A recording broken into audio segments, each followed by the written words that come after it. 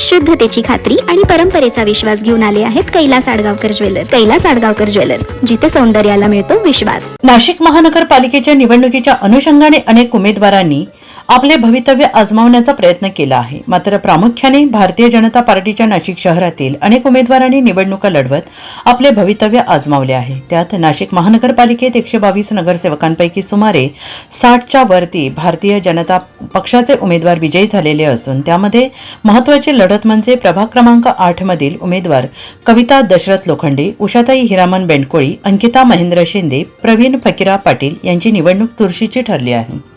प्रभाग क्रमांक 8 मध्ये भारतीय जनता पक्षाच्या वतीनं कविता दशरथ लोखंडे, उषाताई हिरामन बेंडकोळी, अंकिता महेंद्र शिंदे, प्रवीण फकीरा पाटील यांनी निवडणूक लढल्यानंतर प्रवीण फकीरा पाटील यांचा अवघ्या 93 मतांनी पराभव झाला आहे. दरम्यान प्रवीण फकीरा पाटील हे देखील या पॅनलमध्ये उमेदवार होते. पाटील यांच्यासह भारतीय जनता पक्षाच्या सर्व पदाधिकाऱ्यांनी तसेच इच्छुक उमेदवारांनी यासह निवडून आलेल्या उमेदवारांनी प्रभाग क्रमांक 8 मध्ये खूप वर्षापासून विविध विकास कामे केली आहेत. मात्र अतिशय कमी मतांनी प्रवीण पाटील यांचा पराभव झाला. मात्र हा पराभव नसून प्रभागात अनेक वर्षांपासून काम केलेल्या प्रवीण पाटील यांचा थोड्या मताने पराभव जरी झालेला असेल पण मात्र ते आमचे विजयी उमेदवार असल्याचे गृहीत धरून त्यांना सोबत घेत प्रभाग क्रमांक 8 मधील विकास काम करणार असल्याचे प्रतिपादन उषाताई बेंडकोळी यांनी दिले आहे. लोकांना आम्हाला मतांतर दिलेच आहे, पण त्याच्या माध्यमातून आम्हाला आमदार सीमाताई हिरेंची मुलगी रश्मी हिरे तिने पण खूप सपोर्ट केला. कारण त्याच्यामध्ये ती सगळ्या भागामध्ये ती आमच्या फिरवते. कारण ती पण इच्छुक उमेदवार होती. कारण ज्या वेळेस पक्षाने आदेश दिला की आमदारांच्या मुलांना तिकीट नाही म्हणून असं, पण तरी तिने हार मानली नाही. ती स्वतः सांगायची का मी उमेदवार म्हणून तुमच्यावर फिरणार आहे आणि ती कुठे नाराजगी तिने दाखवली नाही. ती आमच्याबरोबर सपोर्टला नेहमी प्रचारामध्ये असते आणि जोपर्यंत मतदान होतं मतदानशी पण तिने स्वतः त्याच्यामध्ये सहभाग घेऊन तिने सगळ्या उमेदवारांना तिने शुभेच्छा पण दिल्या आणि सगळ्यांचा प्रचार केला. कसं वातावरण हे पण तिने बघितलं. त्याचबरोबर वर्षाताई भालराव या पण माझे नगरसेविका होत्या, यांनी पण त्याला आम्हाला सपोर्ट दिला या ठिकाणी.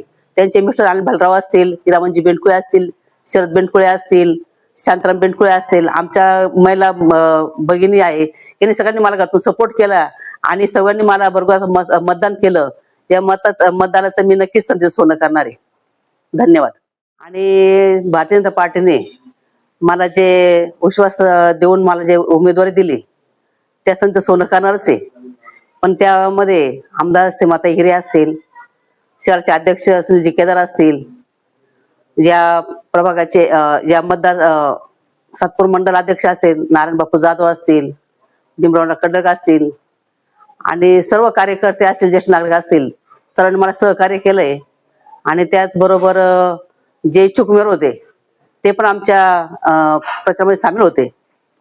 त्याचबरोबर लोकांनी मला विश्वास दाखवला आणि त्यामध्ये मला भरघोस मतांनी मला विजय केलं. पण आमचा गड आला पण सिंह गेला.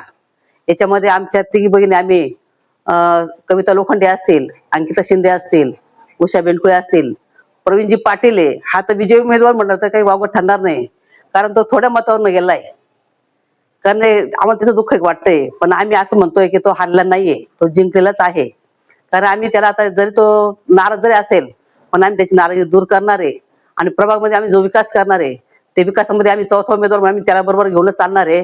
आणि जनतेपुढे आम्ही त्याला प्रतिसाद आम्ही जनतेपुढे आम्ही त्याला उभं करणारच आहे. कारण तो पडला उमेदवार आमच्यामध्ये तर नाही तसं आम्हाला वाटतच नाहीये. कारण त्यांनी चांगल्या मताने कामं केलेली आहे. कारण त्यांनी गेले 8 वर्ष त्यांनी महिलांसाठी सबलीकरण केलं असेल, लाडकी बहीण योजना असेल, दुःख सुख सर्वांच्या याच्यामध्ये सामील त्यांनी केलंय आणि तो पण उमेदवार नव्हता.